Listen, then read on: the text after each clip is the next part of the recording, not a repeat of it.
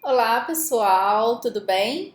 Nesse vídeo eu vou falar para vocês sobre como que a teoria das janelas quebradas aplicadas consegue auxiliar na redução da violência e melhorar os índices da segurança pública.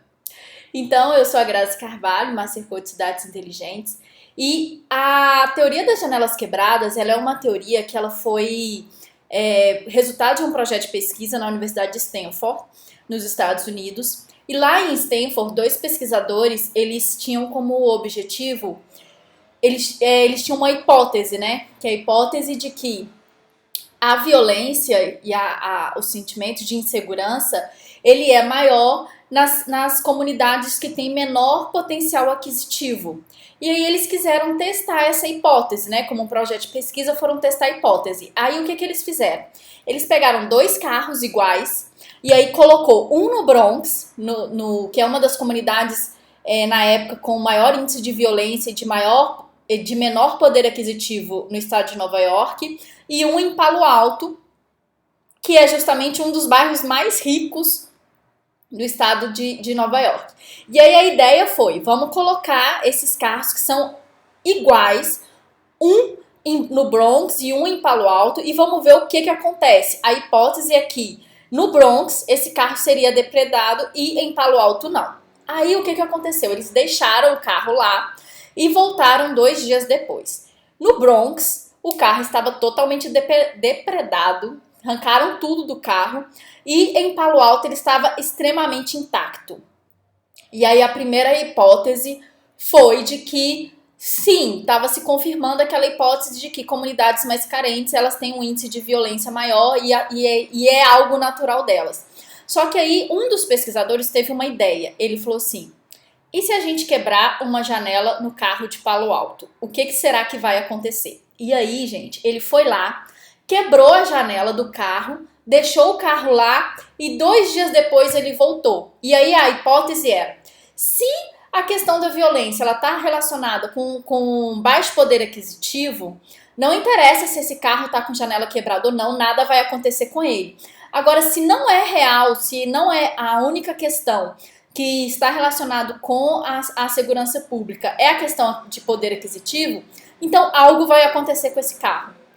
E aí o que aconteceu foi que 2 dias depois, em Palo Alto, aquele bairro super rico de Nova York, eles chegaram lá e o carro estava todo depredado. Tava igualzinho o carro do Bronx. E foram as próprias pessoas daquele bairro que fizeram isso. E aí, qual que é as respostas que eles obtiveram com essa pesquisa?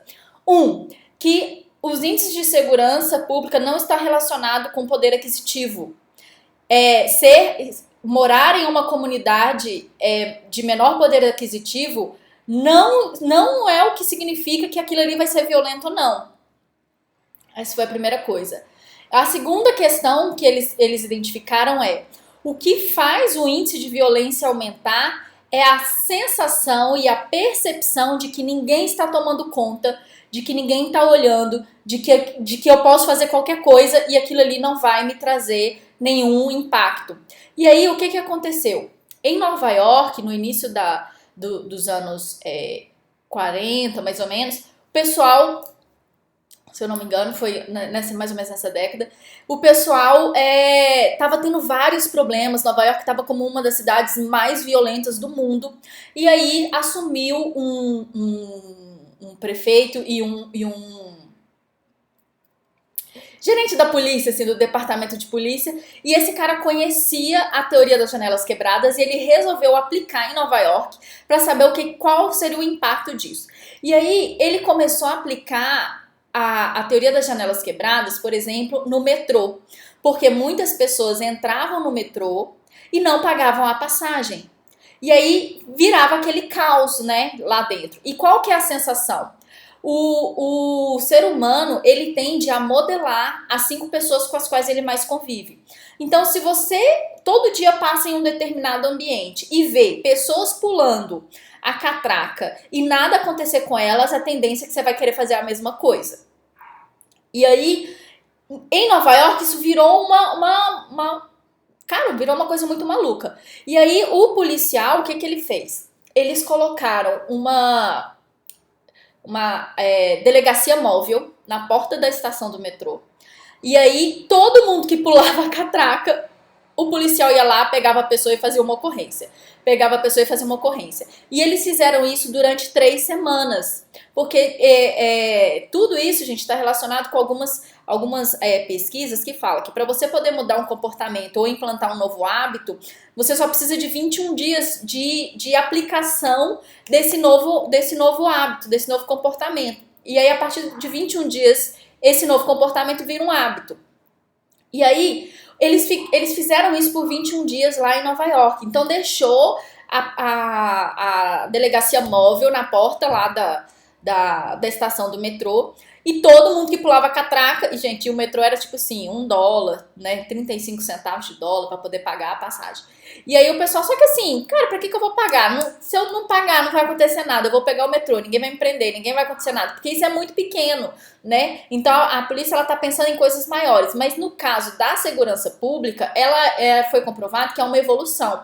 As pessoas começam praticando pequenos crimes, e se nada acontece nos pequenos crimes, é que ela vai evoluindo o nível de crime, né? Então, assim, a pessoa não começa fazendo um assassinato múltiplo. Ela começa roubando a bala, aí se nada acontece com a bala, ninguém fala pra ela que é errado, aí ela vai roubar uma outra coisa, e aí ela vai quebrar o carro, aí ela vai roubar o carro, aí ela vai planejar o assalto a um banco, entendeu? Mas aí pra chegar no nível do assalto a um banco, essa pessoa já tem um histórico de ações que ela foi cometendo e que nada aconteceu com ela. Então foi fortalecendo nela o sentimento de que ela pode fazer qualquer coisa, porque nada vai acontecer, porque ela já fez 10 e nada aconteceu. Logo, se ela fizer mais uma, não vai acontecer. É esse o sentimento que leva à questão do aumento da violência, que foi comprovado pela teoria das janelas quebradas. E aí, o que eles fizeram? Lá em Nova York, eles foram fazendo esse processo e durante 21 dias eles foram prendendo todo mundo, fazendo uma ação, né? E aí, depois de 21 dias, as pessoas começaram a perceber que, na verdade, isso isso ia ser uma ação contínua da polícia, que elas iam ter que começar a pagar pelo metrô. Tanto que se você for hoje no metrô de Nova York, você às vezes tem lá um policial para poder ficar vigiando se tem alguém pulando a catraca ou não. Porque eles fazem essas rondas justamente para a população ter essa percepção de que a polícia está observando e que se fizer alguma coisa errada, ele vai ser preso. Então, e aí até meio assim, né? Porque você fica assim, ai meu Deus, meu crédito tá passando, porque lá, gente, não tem ninguém vigiando, né? Se você tá pagando ou não. Você tem o créditozinho, você entra no ônibus, se você entra no ônibus, não tem um trocador, você vai lá na catraca e marca, né? E aí, de vez em quando, entra um policial para poder ver se todo mundo ali dentro tem o crédito. E aí, quem não tem é preso. E aí, você tem que andar com o crédito. Quem já foi para fora sabe do que eu tô falando. E aí, é a aplicação da teoria das janelas quebradas em prática, né? E aí, o que acontece? Então, foi percebido isso. Através desse processo, a gente conseguiu... a gente não, né? Os pesquisadores lá de Stanford identificaram esse comportamento. E como que isso pode ser aplicado hoje nas cidades brasileiras? Os índices de violência, eles estão relacionados com a percepção que o cidadão tem de que a cidade é ou não bem cuidada. Então, se você entra numa cidade e a cidade está toda pichada, a tendência é que a pessoa que ali mora se sinta desconfortável, se sinta assim, cara, ninguém cuida da nossa cidade. E aí você começa a ter esses movimentos, aí começa a aparecer alguns grupos, né, que começam a pichar ainda mais, porque tipo assim, se pichou um patrimônio histórico e nada aconteceu, a pichação fica lá, o cara vai querer que a pichação dele, porque vira uma questão de status, de ego, né? Então ele sai pichando todas as outras. Então, quando a gente fala E aí, o que eles fizeram em Nova York, só para vocês terem uma noção, o que eles fizeram em Nova York? Por exemplo, o metrô de Nova York, ele era todo pichado. Todo pichado, todo pichado. E aí, esse ambiente somado com as pessoas que pulavam a catraca, mas chegava lá no ambiente com falta de iluminação dentro das estações de metrô, mais um metrô todo pichado, era um ambiente de total descaso do governo municipal, né, que estava ali, que deveria ser responsável pela manutenção desses equipamentos urbanos. E aí, o que eles fizeram? Quando esse assumiu um novo gerente na prefeitura e ele resolveu aplicar a teoria das janelas quebradas no case do metrô, o que ele fez? Ele mandou recolher todos os vagões de metrô, tudo que estava pichado, ele mandou pintar e limpar todo o metrô e trocou todas as lâmpadas e colocou os policiais na porta. E aí, o que aconteceu? Nas primeiras semanas, o pessoal ainda não tinha caído a ficha que as coisas tinham mudado. Então, eles iam lá e pichavam o metrô tudo de novo. Assim que os profissionais que trabalhavam no metrô identificavam que tinham um vagão pichado, eles recolhiam aquele vagão e não permitia que ele saísse pichado. Ele era limpado todo de novo e só depois de limpo é que ele podia rodar. E eles foram fazendo isso. E aí, na área lá que ficavam os vagões, às vezes alguns jovens iam lá e começavam a fazer alguns desenhos e algumas pichações. E às vezes fazia uma arte maravilhosa. Só que o que o pessoal fazia que dava manutenção nos trens? Tipo assim, eles começavam a fazer o desenho, aí o carro ficava lá, não saía. E aí durante 2, 3 dias eles iam pintando e completando a arte. Aí no terceiro dia, tipo assim, a arte tá pronta, o pessoal ia lá e limpava todo o vagão e apagava tudo que eles fizeram. Aí o povo ficava assim, poxa, ficamos 3 noites aqui desenhando, fazendo, acontecendo. E a arte dele não foi pra rua, as pessoas não viram. Então, com o passar do tempo, eles foram desistindo. Falaram assim, cara, não adianta a gente ir lá e desenhar, e fazer, e pichar, e seja lá o que for. Eles vão repor, eles vão limpar. Então, tipo assim, não adianta. E com isso, criou-se, com essa ação de tolerância zero, né? Eles começaram, então, a mudar esse cenário no estado de Nova York. E hoje, Nova York é uma das cidades mais seguras do mundo, né, com a aplicação aí da teoria das janelas quebradas, que ela nos diz o seguinte: é preciso estar atento às pequenas coisas. E aí, gente, tô aqui lembrando, a teoria das janelas quebradas, ela também é aplicada na Disney. Não sei se você já teve a oportunidade de ir na Disney, mas eu tive a oportunidade de, quando eu estava no doutorado em 2015, de ir lá visitar. E a Disney, assim, você entra, parece que acabou de ser lançado o parque, porque é impressionante. Todos os dias o parque, né? E aí eu fui no Magic Kingdom. O parque do Magic Kingdom, ele é repintado todos os dias. Então, assim, de meia-noite, que é a hora que finaliza lá o último evento, né? Que é a projeção no Castelo da Cinderela, dos filmes da Disney.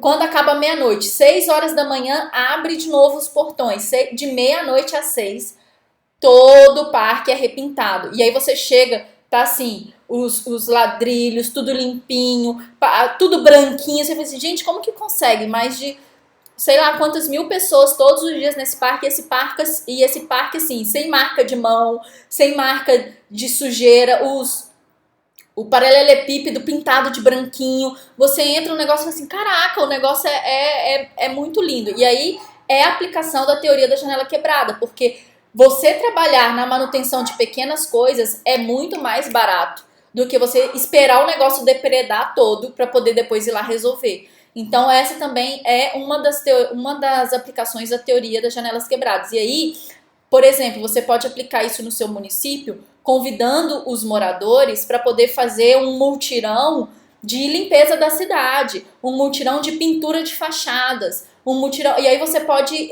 dentro de uma associação de bairro, alguma coisa assim, combinar, ir lá e pedir uma. Eu já vi, por exemplo, empresas de tinta doar a tinta para esse tipo de evento, entendeu? E aí quem pinta é o próprio morador. Então fica aí também essa dica que é super legal da aplicação da teoria das janelas quebradas, porque uma vez que você cuida do seu território, uma vez que você cuida da sua casa e você cuida das janelas, né, que estão ali quebradas, e isso serve, gente, para tudo, né, não só para pensar em cidade, mas também pensar na nossa vida. Então, assim, quanto tempo que você demora para poder trocar uma janela que está quebrada na sua casa? Quanto tempo que você demora para poder fazer a manutenção na caixa de gordura? Né? E aí é aquela questão, você vai esperar esse negócio realmente virar um problema ou você vai começar a trabalhar na esfera da importância, que é aquilo que precisa ser trabalhado diariamente, ou você vai esperar isso chegar na esfera da urgência. E eu já tô entrando em outra coisa, que é a tríade do tempo. Mas enfim, era isso que eu queria falar pra vocês. Esse é um conteúdo assim que eu acho super legal e que é fácil, barato de poder ser aplicado, que pode contribuir aí na questão da diminuição dos índices de segurança pública, né? Melhorar esses índices de segurança pública, tá bom? É claro que ele não substitui outros, mas ele ajuda sim e muito, tá bom? Até mais.